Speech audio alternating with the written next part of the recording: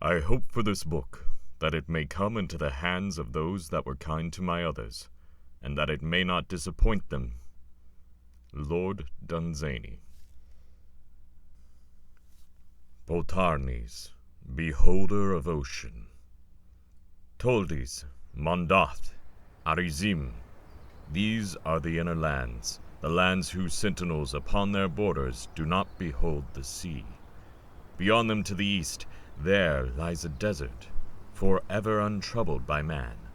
All yellow it is, and spotted with shadows of stones, and death is in it, like a leopard lying in the sun. To the south they are bounded by magic, to the west by a mountain, and to the north by the voice and anger of the polar wind. Like a great wall is the mountain to the west. It comes up out of the distance and goes down into the distance again, and it is named Poltarnees, beholder of ocean. To the northward, red rocks, smooth and bare of soil, and without any speck of moss or herbage, slope up to the very lips of the polar wind, and there is nothing else there by the noise of his anger. Very peaceful are the inner lands, very fair are their cities, and there is no war among them, but quiet and ease. And they have no enemy but age, for thirst and fever lie sunning themselves out in the mid-desert, and never prowl into the inner lands. And the ghouls and ghosts, whose highway is the night, are kept in the south by the boundary of magic. And very small are all their pleasant cities, and all men are known to one another therein, and bless one another by name as they meet in the streets. And they have a broad green way in every city, that comes in out of some vale or wood or downland, and wanders in and out about the city, between the houses and across the streets. And the people walk along it never at all, but every year at her appointed time, spring walks along it from the flowery lands, causing the anemone to bloom on the green way, and all the early joys of hidden woods, or deep secluded vales, or triumphant downlands, whose heads lift up so proudly, far up aloof from cities. Sometimes wagoners or shepherds walk along this way, they that have come into the city from over cloudy ridges, and the townsmen hinder them not, for there is a tread that troubleth the grass, and a tread that troubleth it not, and each man in his own heart knoweth which tread he hath. And in the sunlit spaces of the weald, and in the walled dark places, afar from the music of cities, and from the dance of the cities afar, they make there the music of the country places, and dance the country dance. Amiable, near, and friendly appears to these men the sun, and as he is genial to them, and tends their younger vines, so they are kind to the little woodland things, and any rumor of the fairies or old legend. And when the light of some little distant city makes a slight flush upon the edge of the sky, and the happy golden windows of the homestead stare gleaming into the dark, then the old and holy figure of romance, cloaked to the face, comes down out of hilly woodlands, and bids dark shadows to rise and dance, and sends the forest creatures forth to prowl, and lights in a moment in her bower of grass the little glowworm's lamp, and brings a hush down over the gray lands, and out of it rises faintly, on far-off hills, the voice of a lute. There are not in the world lands more prosperous and happy than Toldis, Mondath, Arizim. From these three little kingdoms that are named the inner lands, the young men stole constantly away. One by one they went, and no one knew why they went, save that they had a longing to behold the sea.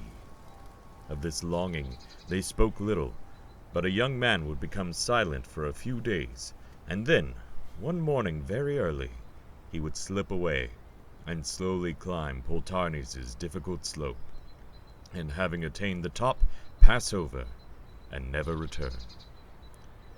A few stayed behind in the inner lands, and became the old men, but none that had ever climbed Poltarnees from the very earliest times had ever come back again.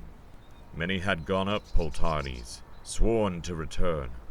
Once a king sent all his courtiers, one by one, to report the mystery to him, and then went himself. None ever returned. Now, it was the wont of the folk of the inner lands to worship rumors and legends of the sea, and all that their prophets discovered of the sea was writ in a sacred book, and with deep devotion on days of festival or mourning, read in the temples by the priests. Now, all their temples lay open to the west, resting upon pillars, that the breeze from the sea might enter them, and they lay open on pillars to the east, that the breezes of the sea might not be hindered and pass onward wherever the sea list. And this is the legend that they had of the sea, whom none in the inner lands had ever beholden. They say that the sea is a river heading towards Hercules, and they say that he touches against the edge of the world, and that Poltarnees looks upon him. They say that all the worlds of heaven go bobbing on this river, and are swept down with the stream, and that infinity is thick and furry with forests, through which the rivers in his course sweeps on with all the worlds of heaven. Among the colossal trunks of those dark trees, the smallest fronds of whose branches are many nights, there walk the gods. And whenever its thirst, glowing in space like a great sun, comes upon the beast, the tiger of the gods creeps down to the river to drink, and the tiger of the gods drinks his fill loudly, whelming worlds the while, and the level of the river sinks between its banks, ere the beast's thirst is quenched, and ceases to glow like a sun. And many worlds thereby are heaped up dry and stranded, and the gods walk not among them evermore, because they are hard to their feet. These are the worlds that have no destiny, whose people know no God. And the river sweeps onward ever, and the name of the river is Oriathan, but men call it ocean. This is the lower faith of the inner lands, and there is a higher faith, which is not told to all. Oriathan sweeps on through the forests of infinity, and all at once falls roaring over an edge, whence time has long ago recalled his hours to fight in his war with the gods, and falls unlit by the flash of nights and days, with his flood unmeasured by miles, into the deeps of nothing.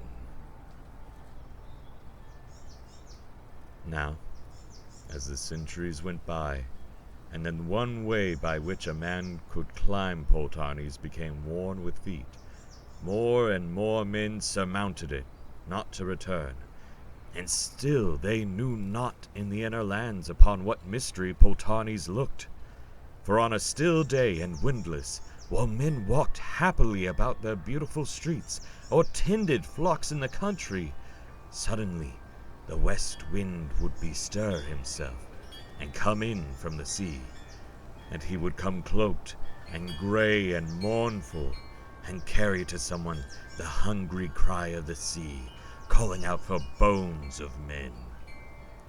And he that heard it would move restlessly for some hours, and at last would rise suddenly, irresistibly up, setting his face to Poltarnees, and would say, as is the custom of those lands when men part briefly, "Till a man's heart remembereth," which means farewell for a while.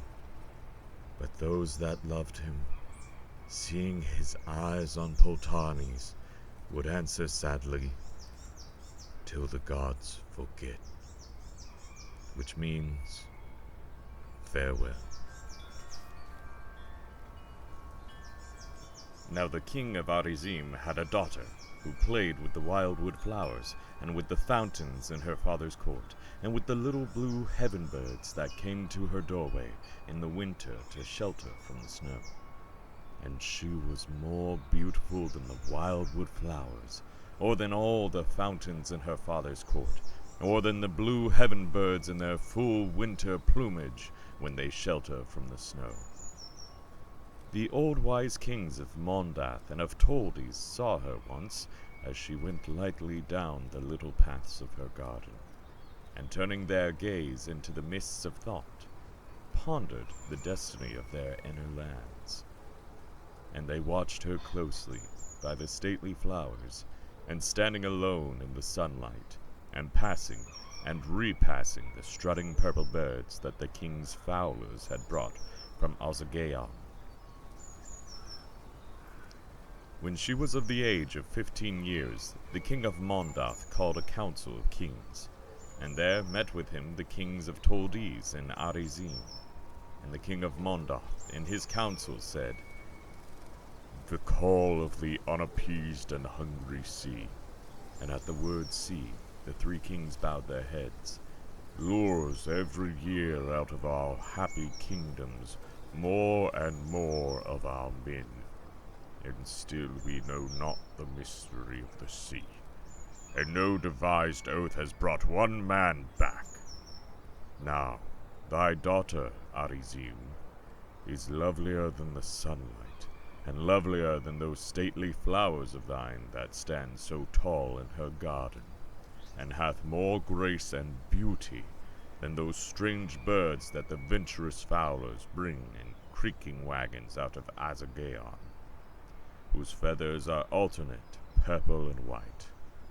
Now, he that shall love thy daughter, Hilnarik, whoever he shall be, is the man to climb Poltarnees and return, as none hath ever before, and tell us upon what Poltarnees looks.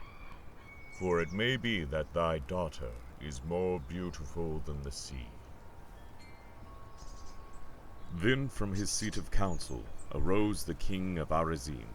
He said, "I fear that thou hast spoken blasphemy against the sea, and I have a dread that ill will come of it. Indeed, I had not thought she was so fair. It is such a short while ago that she was quite a small child, with her hair still unkempt, and not yet attired in the manner of princesses, and she would go up into the wild woods unattended, and come back with her robes unseemly and all torn, and would not take reproof with a humble spirit, but made grimaces even in my marble court, all set about with fountains." Then said the king of Toldes, "Let us watch more closely, and let us see the Princess Hilnarik in the season of the orchard bloom, when the great birds go by that know the sea, to rest in our inland places. And if she be more beautiful than the sunrise over our folded kingdoms, when all the orchards bloom, it may be that she is more beautiful than the sea." And the king of Arizim said, "I fear this is terrible blasphemy, yet will I do as you have decided in council.